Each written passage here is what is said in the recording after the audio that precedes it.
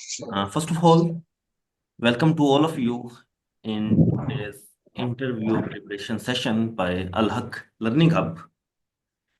और मैं हूं आपका host Ehtashamul Haq, currently serving as sub inspector Punjab police. Sub inspector Punjab police का मेरा फोर्सेस का फोर्थ इंटरव्यू था। और ओवरऑल अराउंड 10 इंटरव्यूज मैंने पीपीएससी के दिए और अल्हम्दुलिल्लाह मैक्सिमम क्वालिफाइड है। आज के इस सेशन में हम देखेंगे कि एक जनरल पीपीएससी के इंटरव्यू में और एक पी कैडर या डिपार्टमेंटल इंटरव्यू में क्या डिफरेंस होता है। आप सब लोग यहाँ पे इंटरव्यू की तैयारी के लिए इकट्ठे हुए हैं, तो ये हमारे लिए तैयारी करना जरूरी क्यों है। हम डेली बेस बहुत सारे लोगों को डील कर रहे होते हैं, ऑफिसर्स को रेगुलरली जवाब दे रहे होते हैं। तो वहां पे जवाब देने में और इंटरव्यू वाली चेयर पे बैठ के जवाब देने में क्या डिफरेंस होता है। हमारी गुफ्तगू के दौरान बहुत सारी ऐसी बातें होती हैं कि जो हमारी रोजमर्रा की गुफ्तगू में, बोलचाल में, आपस की डिस्कशन में काबिले कबूल होती है और अक्सर हम उस पर बहस मुबाहिसा भी कर रहे होते हैं। लेकिन वही बातें अगर आप इंटरव्यू पैनल के सामने करते हैं तो वो एक नेगेटिव इफेक्ट छोड़ती हैं पैनल पे। तो वो कौन सी ऐसी बातें हैं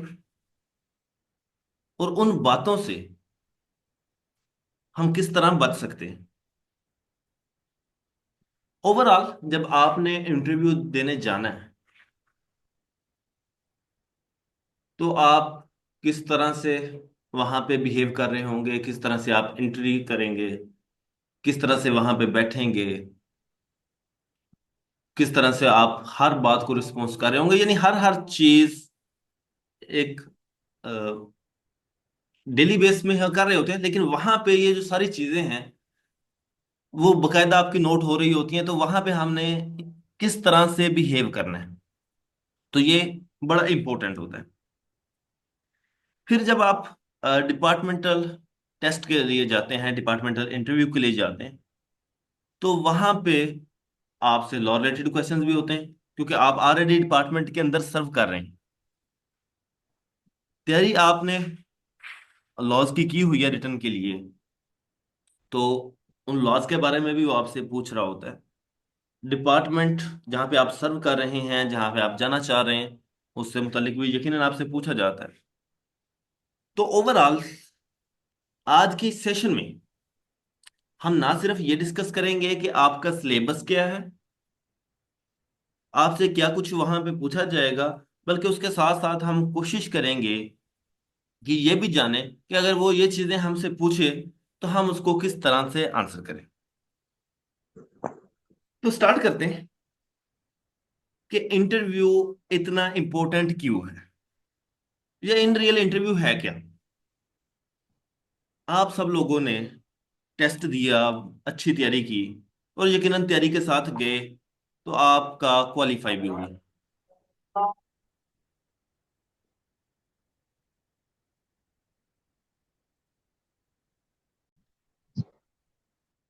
तो हम डिस्कस कर रहे थे कि इंटरव्यू इंपॉर्टेंट क्यों है। आपने तैयारी की, अच्छी तैयारी के साथ गए, तो आपका टेस्ट क्वालिफाई हो गया, यानी मैक्सिमम जो चीज देखने की थी कि आपका नॉलेज, वो उन्होंने वहां पे चेक कर लिया। लेकिन ये नहीं होगा कि दोबारा आपसे पूछा नहीं जाएगा, तो चीजें तो पूछनी। अब जो बंदा इंटरव्यू के लिए गया है, अब अक्सर सीट्स पे ये सीन होता है, जब डिपार्टमेंटल सीट्स आ रही होती हैं तो मेरिट बहुत लो होता है और रिटर्न के पास करने के बाद हमें लग रहा होता है कि भाई हम इंटरव्यू तो क्वालिफाई कर ही लेंगे।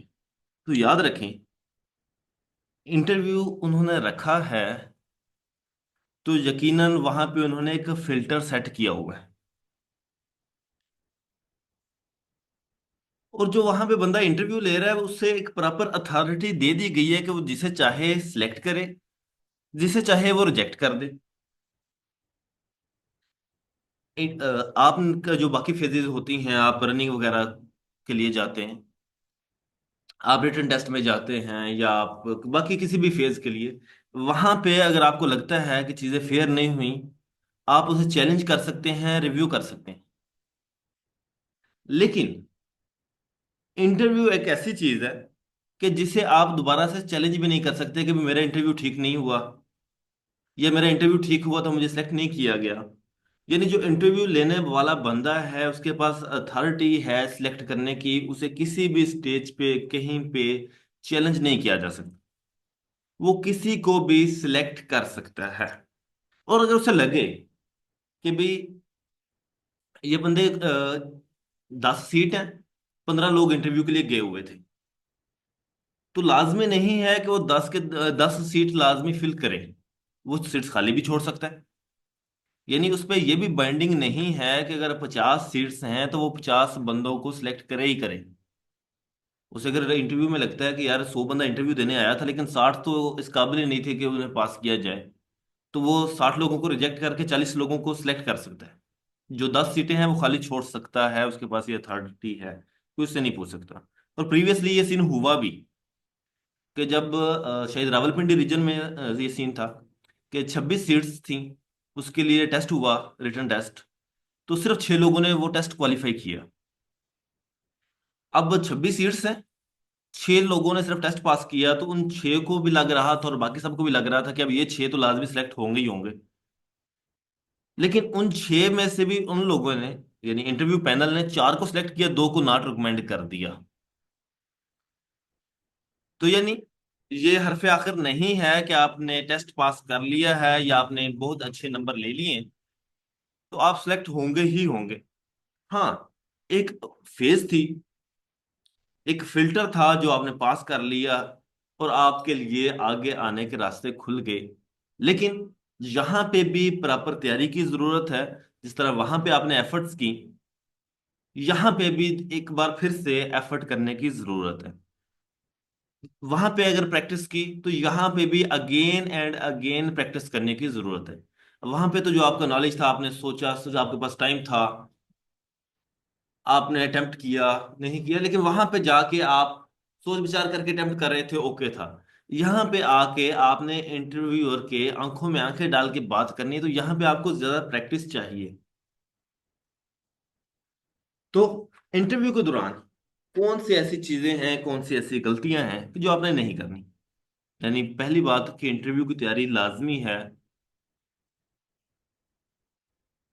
इस तैयारी के दौरान प्रैक्टिस तो मैंने आपको पहले बताया कि जरूरी, लेकिन हमने कौन सी ऐसी गलतियां हैं जिसकी वजह से वो हमें रिजेक्ट करता है, जिससे हमने बचना है।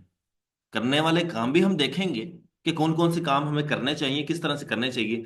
लेकिन मेरा ख्याल है कि अगर हम पहले वो काम देख ले कि जो आपने नहीं करने, तो हमारे लिए चीजें जरा आसान हो जाती हैं कि ये काम नहीं करने। अब इंटरव्यू जब आप देते हैं तो आपकी लैंग्वेज बड़ी मैटर करती है। उस लैंग्वेज में बात करें कि जिसमें आप कंफर्टेबल हैं। अगर आप इंग्लिश बोल सकते हैं तो इंग्लिश बोलें। अगर आपको लगता है कि इंग्लिश बोलते बोलते मेरी इंग्लिश खत्म हो जाती है, और अक्सर हम लोगों का यही हाल होता है, तो आप ना इंग्लिश में जाएं, आसानी से उर्दू में बात करें। जिस लैंग्वेज में वो सवाल पूछ रहे हैं उस लैंग्वेज में जवाब देते जाएं।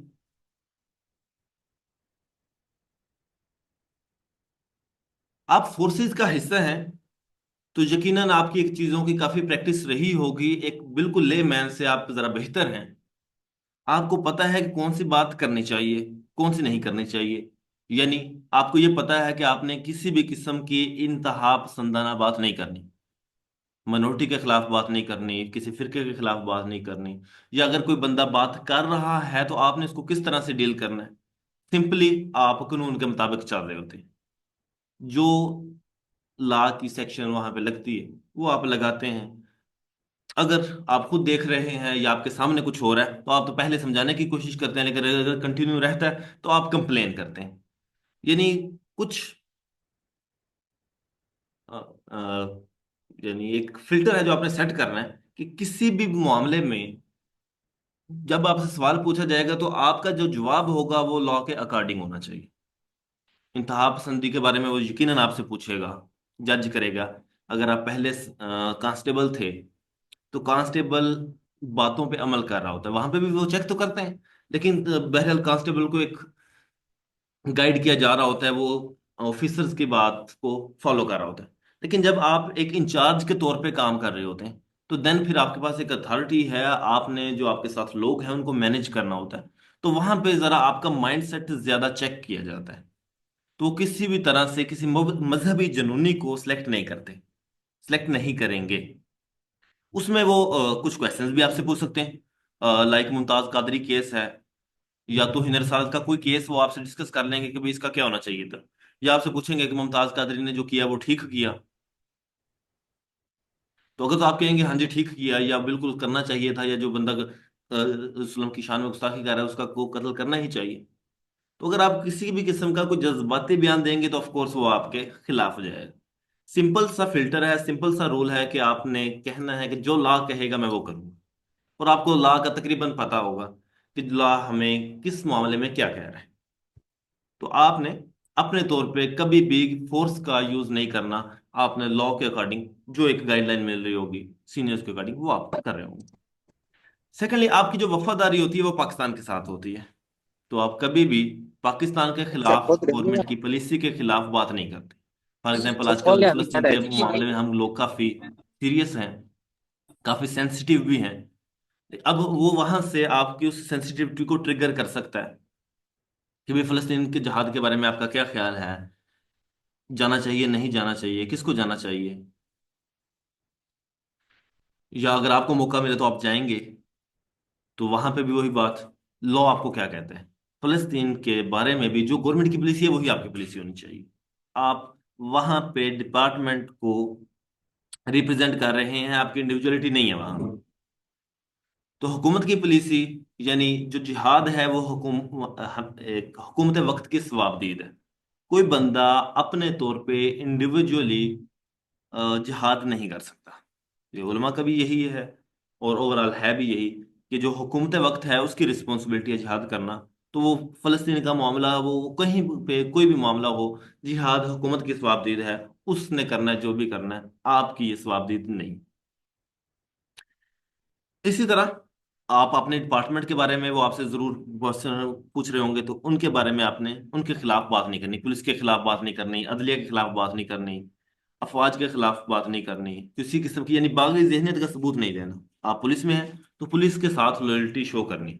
अब वो यहाँ पे आपको यकीनन ट्रिगर करेंगे कि भाई पुलिस के बारे में लोगों की ये राय है, पुलिस ये कर रही होती है, पुलिस ये कर रही होती है। तो आपका सिंपल सा जो एक सेफ पॉइंट है वो यही, कि अच्छे बुरे लोग हर जगह पे होते हैं। तो पुलिस में भी अच्छे बुरे लोग हैं, डिपार्टमेंट बुरा नहीं है। बहुत सारे यहाँ पे अच्छे एग्जाम्पल्स भी मौजूद हैं। तो डिपार्टमेंट बुरा नहीं है। इंडिविजुअल लेवल पे कोई बंदा कुछ भी करे तो उसका ब्लेम आप डिपार्टमेंट को नहीं दे सकते। तो ये एक सेफ पॉइंट है पुलिस वालों के लिए। जब भी कभी भी कहीं पे भी पुलिस के बारे में आपसे पूछा जाता है या उसकी कोई बुराई करने की कोशिश की जाती है। इसी तरह वो आपकी मुजरमाना जहनियत को भी टारगेट करते हैं, उनको भी चेक करने की कोशिश करते हैं।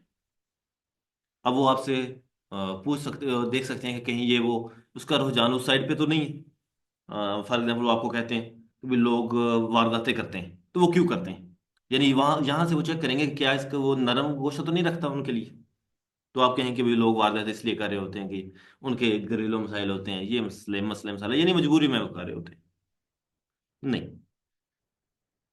तो ये वो पॉइंट्स थे, ये वो चीजें थी, वो मिस्टेक्स थी जिनसे आपने बचना है ड्यूरिंग इंटरव्यू। चलना किस तरह से है बेसिक सा उसे भी डिस्कस कर लेते हैं, या इंटरव्यू आप में आपसे पूछा क्या जाएगा उससे जरा डिस्कस करते हैं। जब आप सबसे पहले, जब आप इंटरव्यू का कॉल लेटर आपको आता है तो वहां पे वो सारी डिटेल्स मेंशन होती हैं कि आपको क्या क्या चीज़ चाहिए। यानी आपने तमाम अपने ओरिजिनल डॉक्यूमेंट्स लेके वहां पे जाने होते हैं। डॉक्यूमेंट्स लेके चले गए, 9 बजे का या 8 बजे का आपको रिपोर्टिंग टाइम दिया जाता है, वहां पे आप पहुंचे, आपके डॉक्यूमेंट्स वगैरह चेक हुए। अब जब कॉल लेटर आया तो सबसे पहला मसला आपके पास ड्रेस कोड का होता है कि आपने ड्रेस कौन सा सिलेक्ट करना है।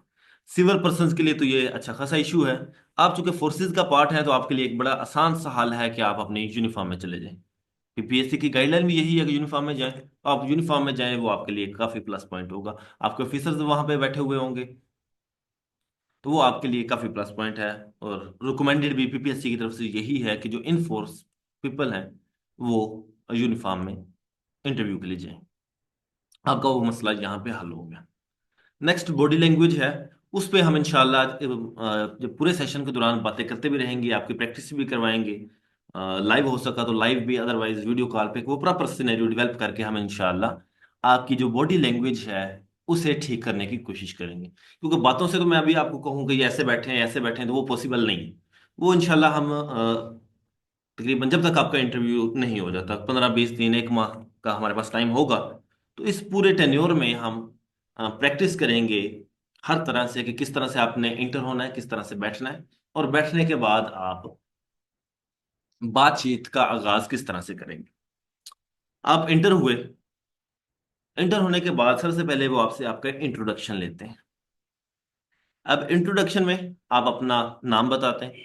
अब इसमें ख्याल रखना है कि इंट्रोडक्शन आपका है तो आपने उसे अपने तक ही रखना है। दाएं बाएं की बातें वहां पे नहीं बताने लग जाना।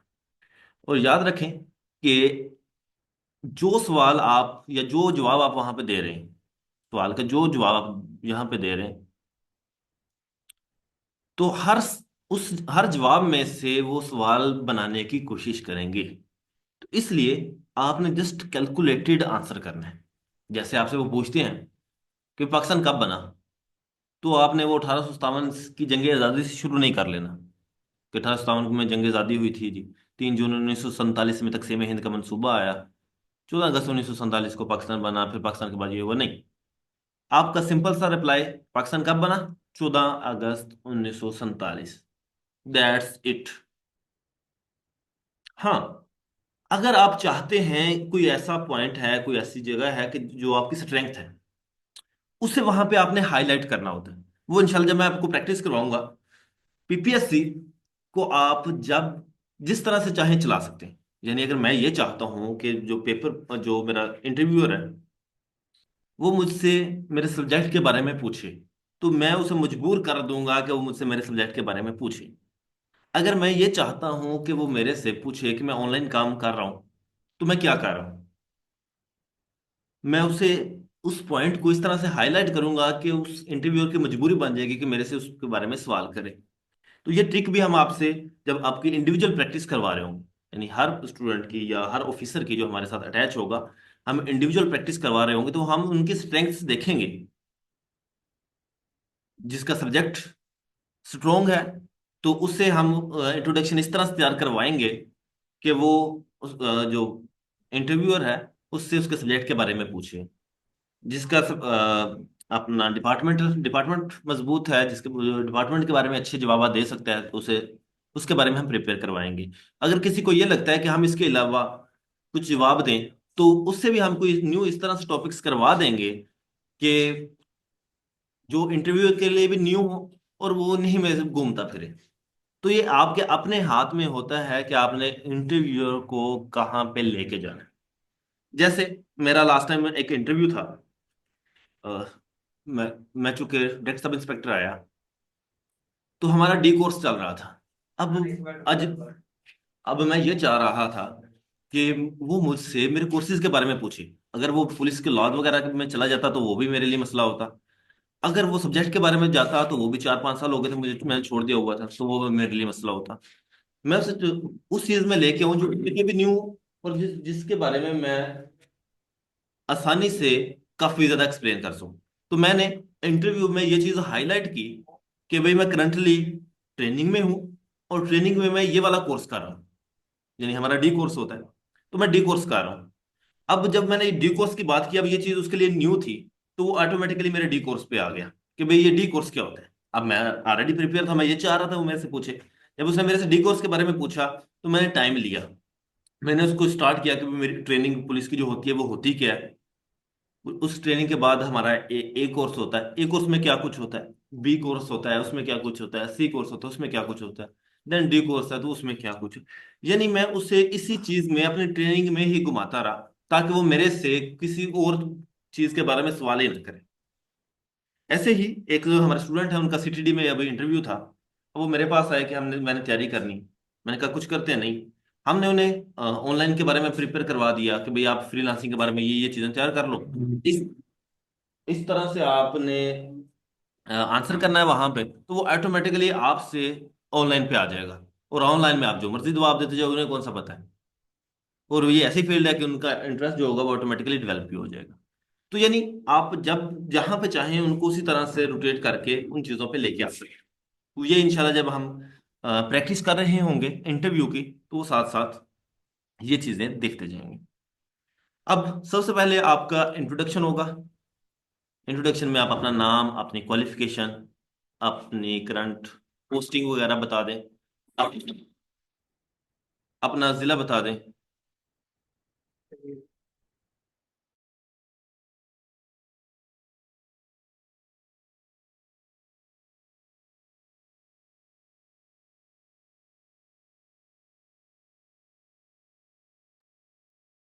तो ये चीजें मेरे ख्याल में काफी हैं।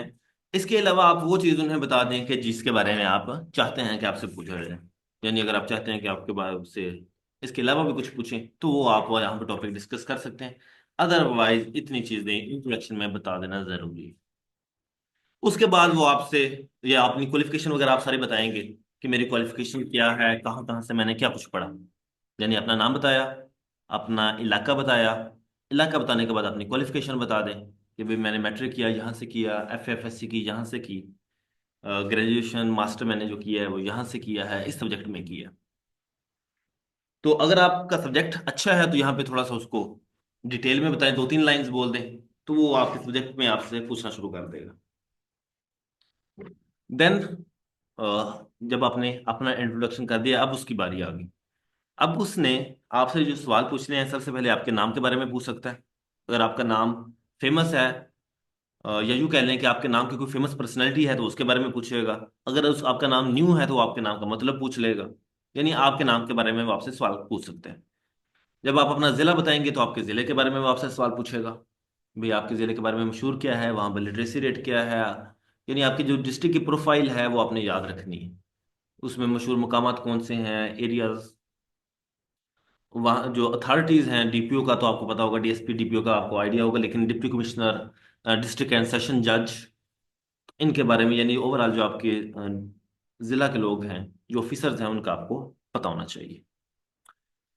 देन फिर आपके बारे में सब सवाल हो गए। देन वो आपकी एजुकेशन के बारे में सवाल कर सकते हैं। कम करेगा, उम्मीद नहीं है करे, लेकिन बहरहाल कर सकता है। एक बेसिक सा ओवरव्यू आप उसका लेके जाएंगे। आमतौर पे जब आप चूंकि जॉब में है तो वो आपसे जॉब के मुतालिक नेक्स्ट क्वेश्चन ज्यादा करेगा, लेकिन बहरहाल वो पूछ सकता है। एक ओवरव्यू आपका होना चाहिए। थर्ड, आपकी एजुकेशन डन हो गई। देन फिर आपका डिपार्टमेंट आ गया, आपके लॉज आ गए। लॉज आपने ऑलरेडी तैयार किए हुए हैं, लेकिन उसको दोबारा से रिवाइज करें। यहाँ पे हमारे साथ सर इंस्पेक्टर शहजाद साहब हैं। यकीनन आप में से अक्सरियत ने उनकी बुक से कंसल्ट भी किया होगा। मैं आपके जो ASI का पेपर आया वो तकरीबन सारे का सारा उनकी बुक में से ही था। करंटली पुलिस ट्रेनिंग कॉलेज में लॉ इंस्ट्रक्टर हैं सर। तो वो आपको यहाँ पे लॉ पढ़ा रहे होंगे। आपको एक डिटेल लेक्चर्स हम लॉ के शेयर कर देंगे। उसमें PPC है, CRPC है, कानून शहादत है, लोकल एंड स्पेशल लॉज है। उसमें कुछ हम रिकॉर्डेड लेक्चर्स भी आपके साथ शेयर कर रहे होंगे। और बाकी ओवरव्यू के लेक्चर्स जो होंगे वो हम सर के साथ भी कंडक्ट करवा रहे होंगे। तकरीबन मेरा ख्याल है कि 5 से 6 लेक्चर्स में हम एक रिवाइज कर लेंगे इन तमाम लॉज को। तो लॉ से रिलेटेड आपसे पूछा जाएगा। उसमें जो इंपॉर्टेंट लॉज हैं, जो आमतौर पर जिनकी प्रैक्टिस हो रही होती है, तो वो ज्यादा पूछे जाते हैं। लेकिन इसके अलावा प्रोसीजरल लॉज के बारे में वो ज्यादा पूछता है। इंटरव्यू का जो ज्यादातर क्वेश्चंस होते हैं वो प्रोसीजर के बारे में होते हैं, कि कौन सा काम किस तरह से होता है। यानी वो CRPC को ज्यादा टारगेट करता है कि अच्छा आपने बंदे को पकड़ना है तो किस तरह से पकड़ना है, तलाशी लेनी है तो किस तरह से लेनी, कौन तलाशी ले सकता है, मेल है तो किसकी तलाशी, मेल है तो उसकी तलाशी किस तरह से लेंगे, फीमेल है तो उसके लिए क्या क्राइटेरिया है, किसको जेल में रख सकते हैं, किसको नहीं रख सकते। यानी आमतौर पे लॉज में जब वो आता है तो वो सीआरपीसी को ज्यादा पूछता है और उसमें प्रोसीजरल चीजें ज्यादा पूछ रहा होता है। लेकिन बहरहाल पीपीसी को भी पूछ सकता है, कानूनी शहादत पूछ सकता है। तो हमने ये सारी चीजें रिवाइज करनी। उसके बाद एक अरसा आपने डिपार्टमेंट में सर्व किया है, आपको अपने डिपार्टमेंट का पता है। लेकिन उसके पूछने का अंदाज, आपके बताने का अंदाज यहाँ पे नोट हो रहा होगा कि भाई आपकी अपने डिपार्टमेंट के बारे में क्या राय है।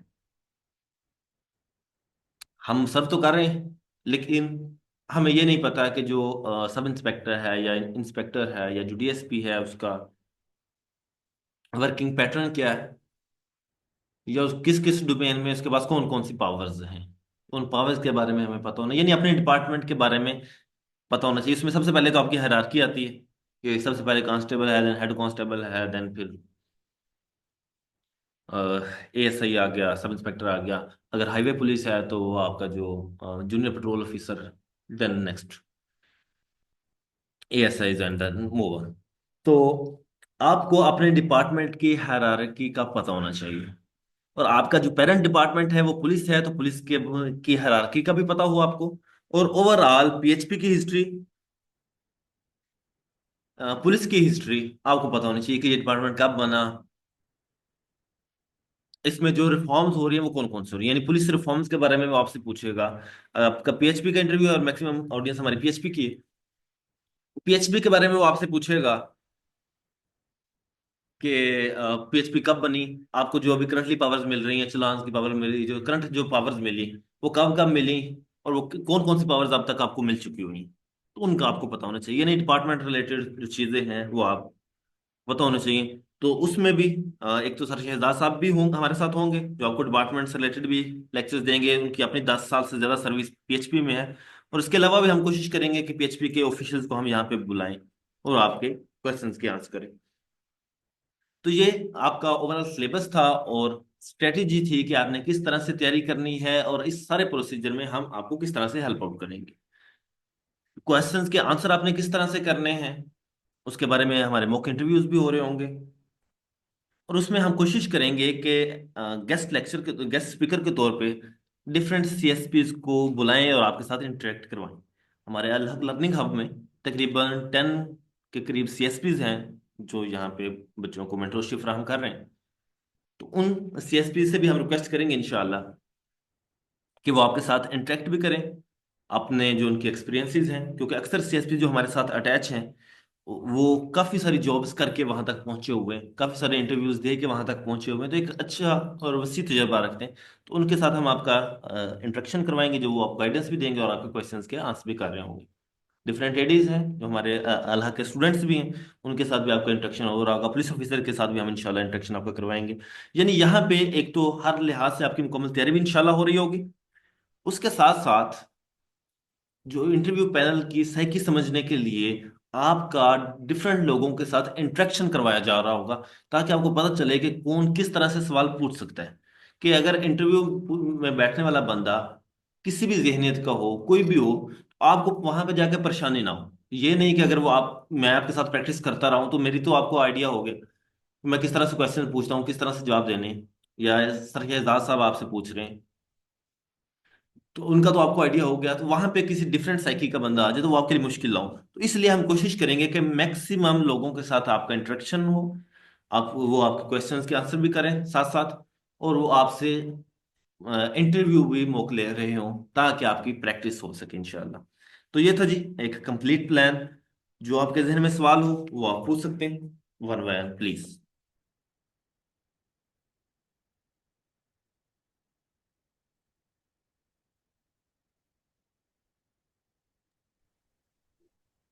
वालेकुम सर। नेक्स्ट क्या प्लानिंग है? प्लानिंग क्या होगी क्लास की? क्लास की टाइमिंग हम कोशिश करेंगे कि इंशाल्लाह ये 8 बजे का ही टाइम रखें।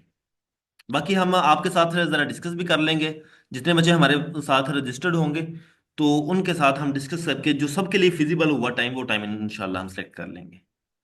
यानी टाइमिंग का इंशाल्लाह काइंडली इशू नहीं कोशिश होगा। कीजिएगा, काइंडली ये कोशिश कीजिएगा कि थोड़ा सा अगर नमाज के टाइम से हट के ले। अभी हाँ शाह बिल्कुल की बिल्कुल। अजान भी हुई है नमाज के टाइम। अ, बिल्कुल या तो जो जरा भी टाइम डिस्कस। सेलेक्ट करेंगे वो पहले, यानी जो हमारा एक रजिस्टर्ड स्टूडेंट्स का ग्रुप होगा उसमें हम ये सारी चीज़ें डिस्कस कर लेंगे।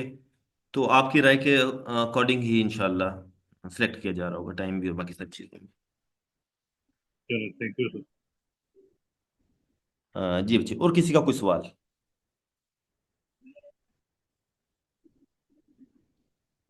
जी मैं कहूँगा इंटरव्यू इन्फॉर्म में होगा। जी बिल्कुल।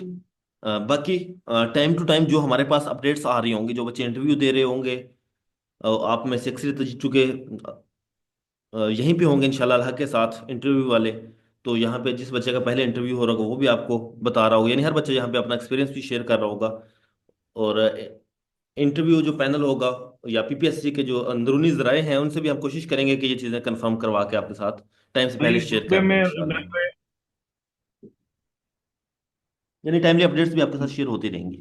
मेरा ख्याल है पेट्रोलिंग के अलावा पंजाब पुलिस के भी कैंडिडेट्स हैं, टी कैडर वाले।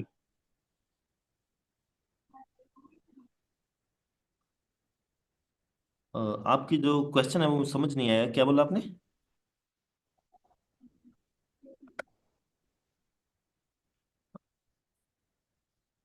टी कैडर कैंडिडेट के लिए तैयारी कर रहे हैं।